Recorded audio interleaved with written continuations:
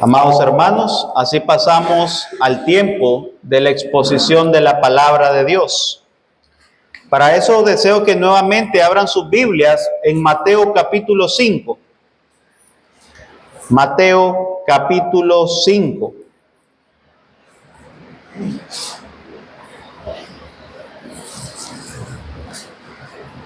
Seguimos con la serie de predicaciones titulada Las Bienaventuranzas. El domingo pasado vimos una pequeña introducción, el contexto y las primeras dos bienaventuranzas. ¿Recuerdan? Bienaventurados los pobres en espíritu y bienaventurados los que lloran.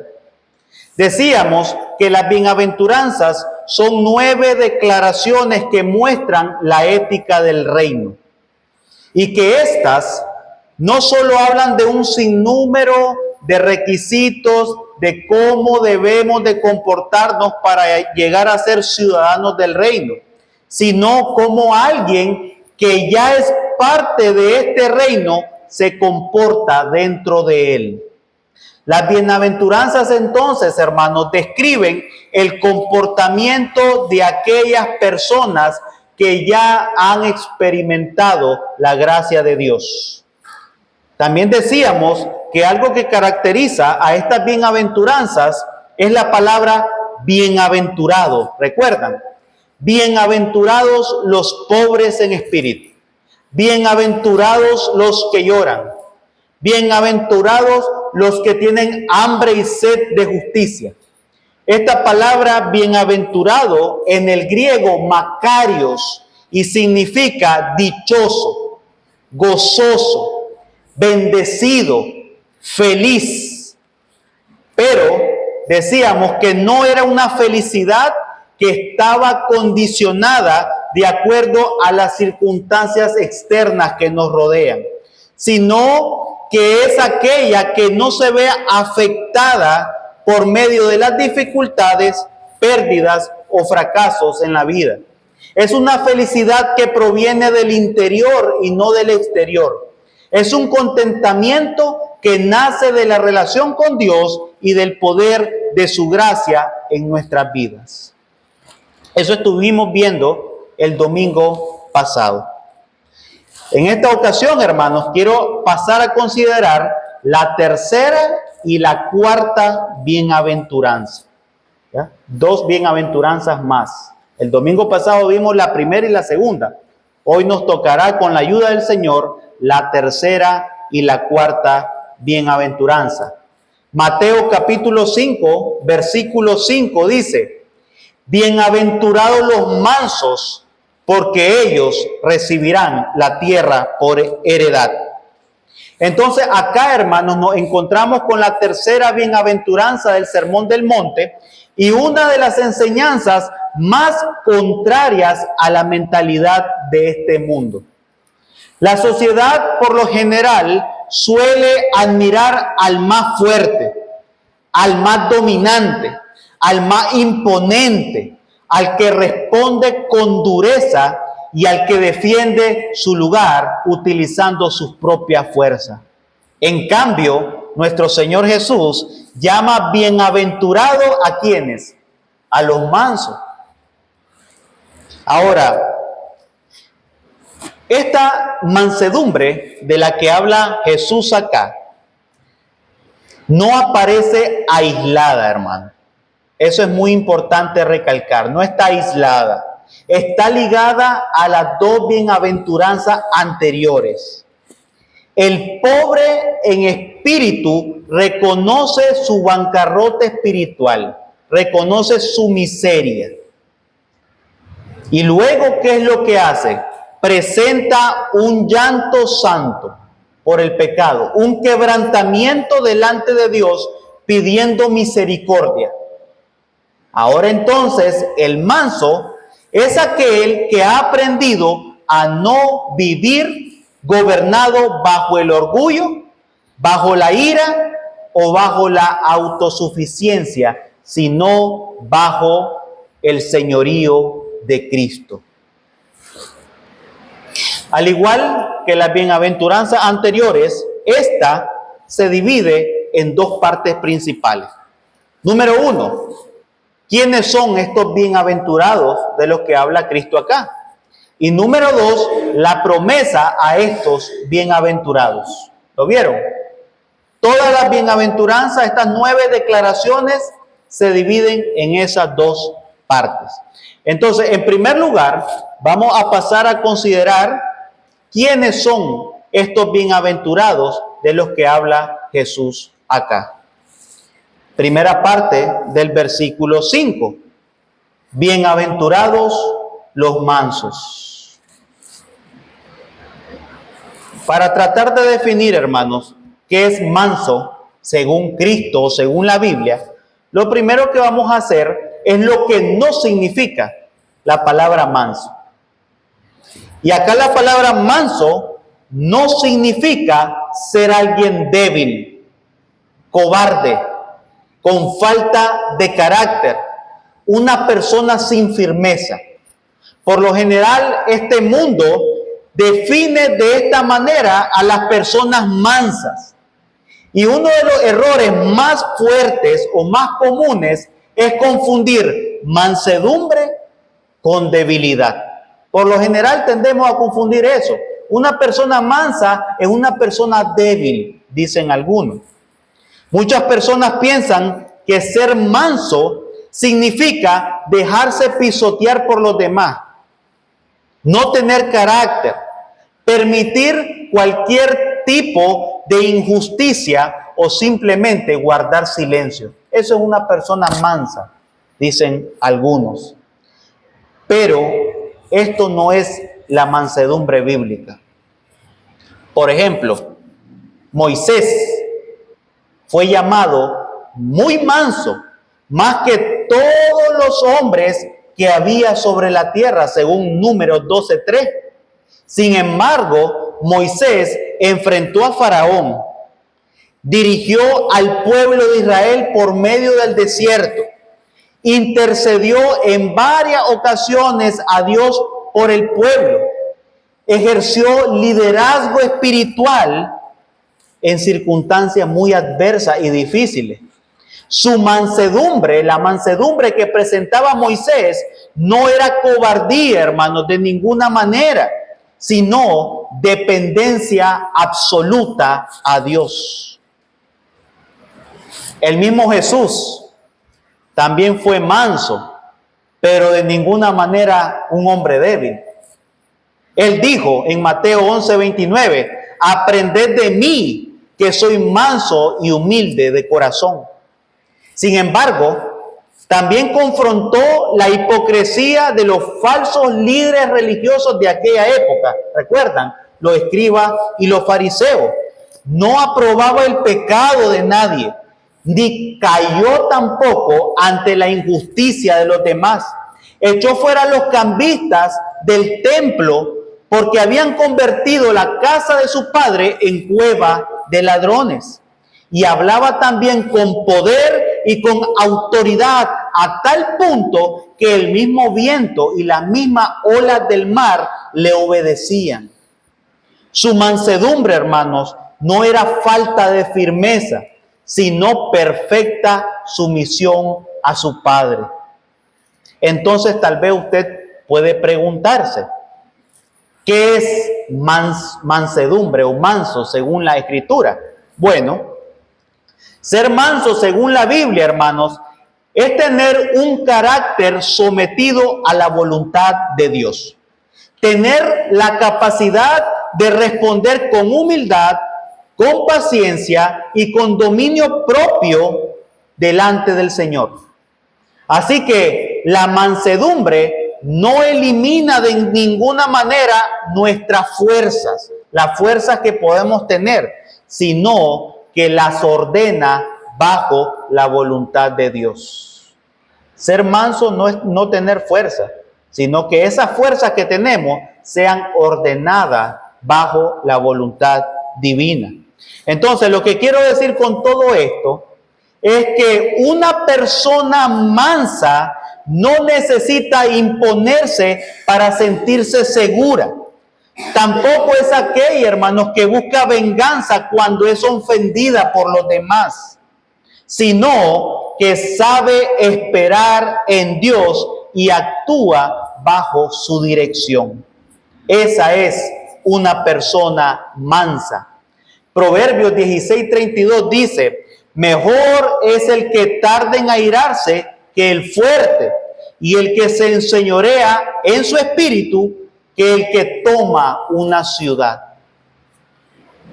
Mis hermanos, el manso entonces no es aquel que no tiene fuerza, sino el que ha rendido sus fuerzas ante el gobierno y el señorío de Jesucristo. Y hablando de manso, de ser manso, Jesucristo, hermanos, es nuestro mayor modelo y ejemplo supremo de lo que significa la mansedumbre. En él vemos la fuerza sometida a la voluntad de Dios. Es más, su comida y su bebida, decía él, es hacer la voluntad de su Padre.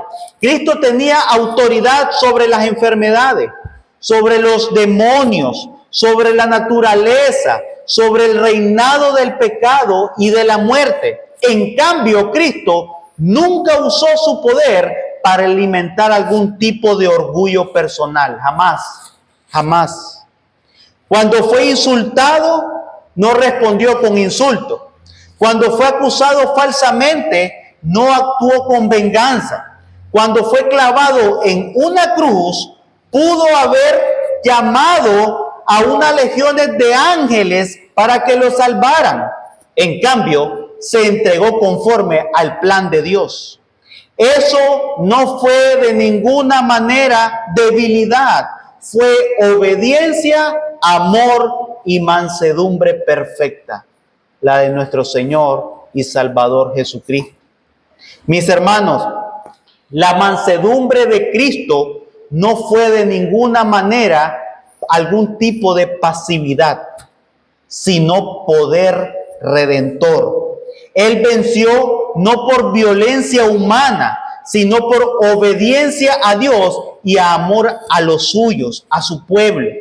En un mundo que piensa entonces que vencer significa imponerse ante las demás personas, Jesús mostró que la victoria del reino viene por rendirse plenamente a la voluntad del Padre, de Dios.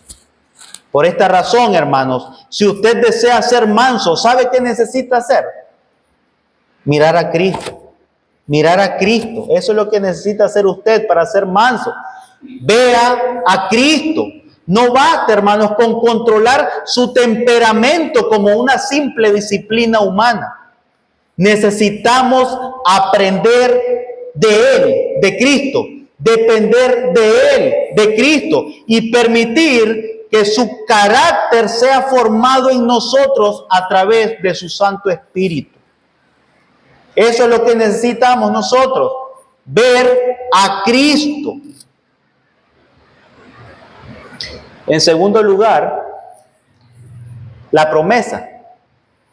Cristo da una promesa a aquellos bienaventurados que son mansos.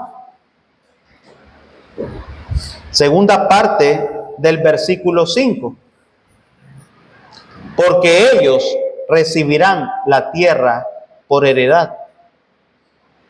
Ahora, hermanos, esta promesa que Jesús declara a estos mansos, a estos bienaventurados, tiene una doble dimensión. Tiene una dimensión presente y también tiene una dimensión futura, como alguna de las promesas de las bienaventuranzas anteriores. En el presente, entonces, los mansos ya disfrutan de una herencia espiritual de paz, de gozo, de descanso y de confianza en su Señor. Ya disfrutan actualmente de todas esas bendiciones. Y aunque no siempre, hermanos, podamos poseer muchos recursos materiales, muchos recursos económicos, o podamos lidiar con distintas enfermedades y problemas, tienen una vida interior gobernada por el señorío de Cristo. Así de sencillo. Todos estos mansos, hermanos, aunque no tengan tantas bendiciones económicas, financieras, gozan interiormente de una vida gobernada por el señorío de Jesucristo. La mansedumbre, hermano, les permite vivir sin ser esclavos de la ira, del orgullo o la competencia destructiva. Eso es una gran bendición que recibimos ahora. Por otro lado, esta promesa también tiene una dimensión futura. La promesa apunta hacia una plenitud o consumación del reino de Dios, porque ellos recibirán la tierra por heredad. Futuro, ¿vieron? Ellos recibirán la tierra por heredad. Mientras este siglo presente, hermano, en el cual nos encontramos, parece ser dominado por los violentos, por los orgullosos, por los injustos, Jesús acá nos está asegurando que la herencia final no pertenece a ninguno de estos, sino a los mansos. Segunda de Pedro, capítulo 3, versículos del 12 al 13, dice lo siguiente: esperando y apresurándoos para la venida del día de Dios, en el cual los cielos, encendiéndose, serán deshechos y los elementos serán quemados y se fundirán. Pero nosotros esperamos, según sus promesas, cielo nuevo y tierra nueva, en los cuales mora la justicia. ¿Lo vieron? Es por esta razón, hermanos, que el manso puede esperar. Es por esta razón que el manso espera en Dios. No necesita de ninguna manera tratar de arrebatar por la fuerza lo que Dios ha prometido en su debido tiempo. La herencia de los mansos está segura porque depende de la fidelidad de Dios, de la fidelidad de aquel que la ha prometido.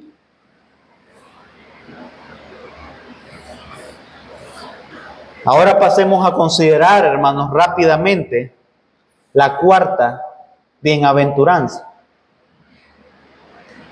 Versículo 6.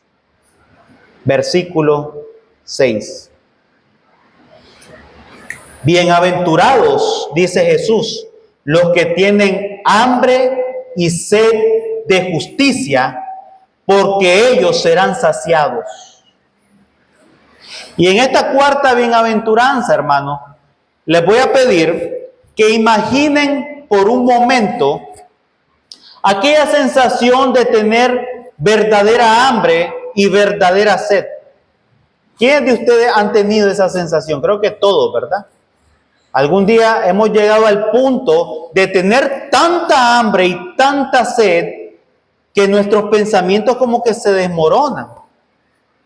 Y no estoy hablando, hermanos, de aquel pequeño antojo que se nos produce en nuestro estómago antes del almuerzo. No, sino de esa necesidad urgente que consume nuestros pensamientos y nos impulsa a buscar alimento y agua con toda nuestra fuerza. ¿Quién de ustedes ha experimentado eso? Pues en esta bienaventuranza, Jesús nos habla de un hambre y una sed diferente, pero con la misma necesidad de urgencia. Y esta ilustración que nos provee Jesucristo es muy fuerte, hermano. El hambre y la sed no son deseos débiles, sino que son necesidades vitales para el ser humano. Jesús nos está enseñando entonces que la justicia de Dios no es algo opcional para los creyentes, sino una necesidad espiritual muy profunda. Ahora, esta bienaventuranza, hermanos, se encuentra ligada a las demás, como de costumbre. El pobre en espíritu, decíamos, reconoce su bancarrota espiritual. Reconoce su miseria por el pecado. luego se quebranta delante de Dios, presenta un llanto santo, luego se somete con mansedumbre al señorío de Cristo y ahora presenta hambre y sed de justicia, el cual es un deseo profundo de vivir conforme a lo que a Dios le agrada. Y al igual que las bienaventuranzas anteriores, esta cuarta bienaventuranza también se divide en dos partes. Número 1, ¿quiénes son estos bienaventurados? Y número 2, la promesa a estos bienaventurados. Entonces pasamos a considerar ahora el primer punto. ¿Quiénes son estos bienaventurados de los que habla Jesucristo acá? Primera parte del versículo 6. Bienaventurados los que tienen ¿qué? Hambre y sed de justicia. Pero para que podamos entender, hermanos, qué significa tener hambre y sed de justicia, lo que primero debemos de tratar de definir es qué es justicia. Si no, no vamos a saber lo otro. Entonces, ¿qué es justicia? ¿Qué es la justicia según la palabra de Dios? Bueno, la justicia en la Biblia no se limita, hermanos, solamente a presentar una conducta externa correcta. No es solamente eso justicia. Tiene que ver con vivir en rectitud delante de la voluntad de Dios, conforme a su carácter, su palabra y conforme a su voluntad. Eso es justicia. El Salmo 119, versículo 172 dice: alabará mi lengua tus dichos, porque todos tus mandamientos son justos. Entonces, hermano, esto muestra que la justicia de Dios se encuentra revelada en primer lugar, ¿en dónde? En su palabra. La justicia se encuentra revelada en la palabra de Dios. Así que no definimos la justicia, hermanos, de acuerdo a la cultura. No definimos la justicia de acuerdo a nuestros propios pensamientos. Tampoco de acuerdo a nuestras preferencias o de acuerdo a nuestras emociones, a lo que podemos sentir. No podemos definir qué es justicia de acuerdo a todas estas cosas. La justicia verdadera viene de la palabra de Dios. Eso es lo primero que usted debe de saber. El creyente no debe de tener, hermanos, hambre y sed de su propia justicia. No puede hacer eso. No debe tener hambre y sed de su propia justicia. No somos nosotros, las criaturas, las que establecemos el estándar de justicia. Es Dios quien ha establecido el estándar moral de justicia por medio de su palabra. El creyente entonces, hermano, no debe de tener hambre de su propia justicia. Como por ejemplo, ¿recuerdan aquella parábola que narró Cristo sobre aquel publicano que se jactaba de ser menos pecador que de aquel judío, de aquel fariseo que se jactaba de ser menos pecador que aquel publicano? ¿Recuerdan? Lucas 18:11 dice: Dios, te doy gracias porque no soy como todos los hombres, ladrones, injustos, adúlteros, ni aún como este publicano. Y así hay muchas personas, hermano, que saben que son malas, que saben que son injustas, que saben que no van a heredar el reino de los cielos por su propia justicia. Sin embargo, se creen menos pecadores que los demás. No soy tan vil como aquel borracho. No soy tan vil como aquel adúltero, como aquel mujeriego. Hay personas que se jactan y hay personas que creen aún que por su propia justicia también pueden heredar el reino de los cielos. Y eso no es correcto, hermano. Existen también algunos creyentes que creen que son ellos quienes pueden decidir qué es justo y qué no es, qué es bueno y qué no es, qué es correcto y qué no es. Siguen sus propios estándares de justicia, sabiendo de que Dios ya ha establecido ese estándar en su santa palabra. ¿Y saben por qué lo hacen? ¿Saben por qué siguen sus propios estándares? Para poder seguir sus propios deseos pecaminosos, sin que absolutamente nadie, incluyendo a Dios, les diga nada. Por eso, no hay otra razón. Así que, hermanos, cuidémonos de establecer nuestros propios estándares de moralidad o de justicia. Ya Dios la ha establecido, ya Dios la ha ordenado en su palabra.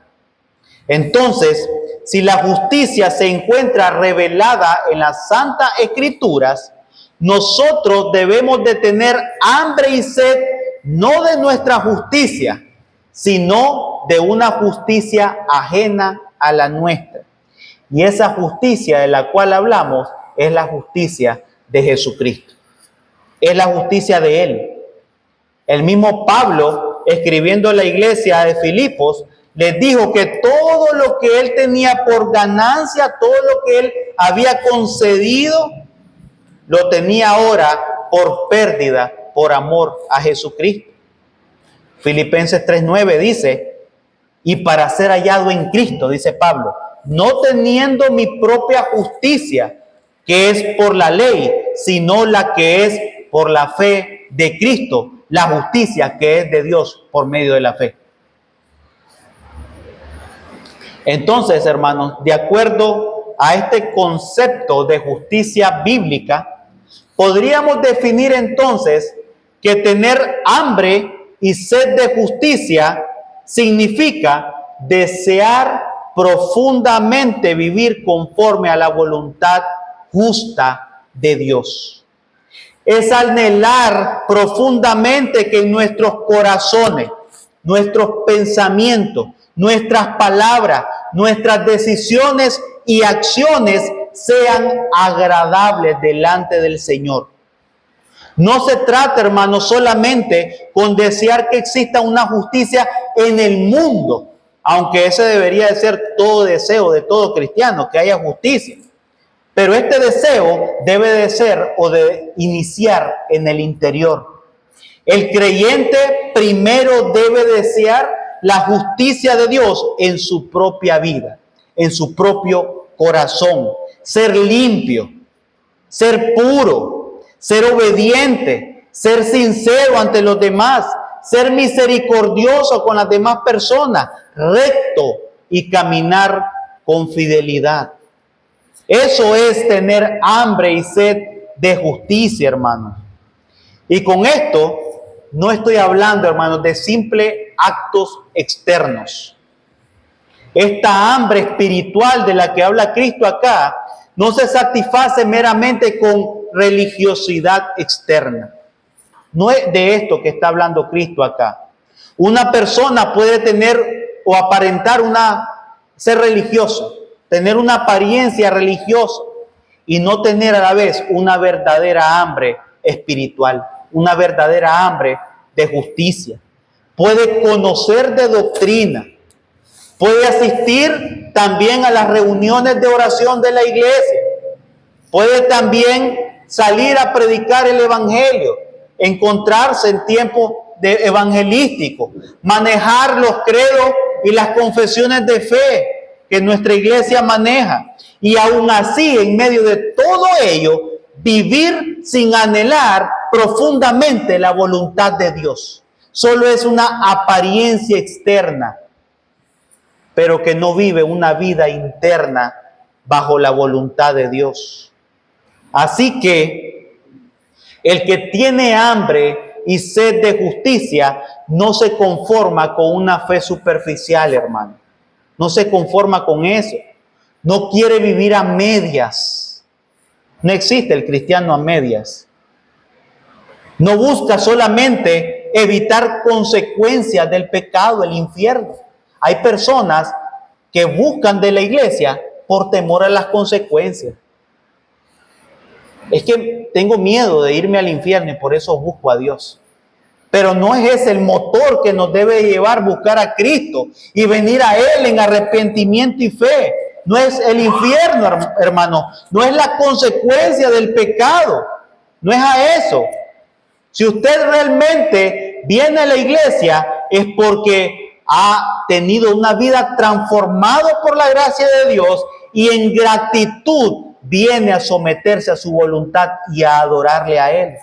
Ese es el motor, el amor y la gracia de Jesucristo.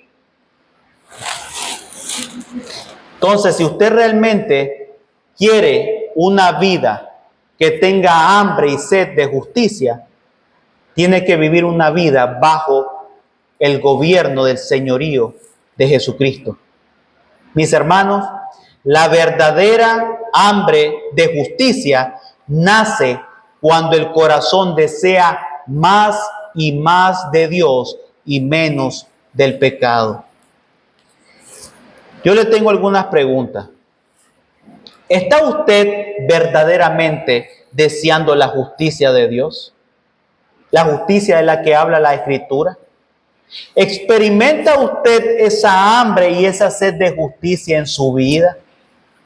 ¿Anhela profundamente hacer la voluntad de Dios, vivir conforme a su voluntad? ¿Los estándares morales de Dios para usted son hambre, son delicia, son de saciedad? ¿Es verdaderamente su deseo someterse a los estándares de justicia de Dios aún en medio de sus debilidades? ¿O ya ha establecido usted de antemano sus propios estándares morales? ¿Ya ha decidido usted qué es lo bueno y qué es lo malo? Hay personas que agarran la Biblia y dicen, esto sí, esto no. ¿No la han visto? Esto sí es correcto, esto no me parece que es correcto, lo tacho, una X. No podemos vivir esa vida, hermano. Debemos de someternos al señorío de Cristo si realmente hemos creído en Él. Cristo no es nuestro Salvador si primeramente no ha sido el Señor de nuestras vidas. Tanto el señorío como la salvación de Cristo están unidas. Van de la mano la una de la otra. Y en segundo lugar, pasemos a considerar entonces la promesa a estos bienaventurados. Segunda parte del versículo 6. Porque ellos serán saciados, dice Jesucristo. Y esta promesa, hermano, que declara Jesús, son palabras de esperanza viva para el creyente. El que tiene hambre y tiene sed de justicia no quedará vacío, sino muy satisfecho. Muy satisfecho. Así como cuando usted tiene esa gran hambre y sed y busca el pan y el agua hasta quedar satisfecho. De la misma manera, Cristo nos promete que aquel que tiene hambre y sed de justicia no quedará vacío, hermano, sino quedará muy satisfecho por Él. Ser saciado, entonces, no significa tampoco que nunca más volveremos a buscar a Dios. Eso no significa ser saciado, sino que encontraremos en Él verdadera satisfacción. Dios satisface nuestra alma con su presencia, con su palabra, con su perdón, con su dirección, con su espíritu y también por medio de sus promesas. Salmo 107, versículo 9 dice, porque sacia al alma menesterosa y llena de bien al alma del hambriento. Mis hermanos, Dios no desprecia el hambre espiritual, la atiende. El problema no es tener hambre de Dios, sino intentar saciar esa hambre con cosas que no pueden satisfacernos. El mundo por lo general nos ofrece muchas cosas para llenar ese vacío que llevamos dentro. El mundo nos ofrece placeres, reconocimientos, dinero, entretenimiento, poder, éxito, etcétera.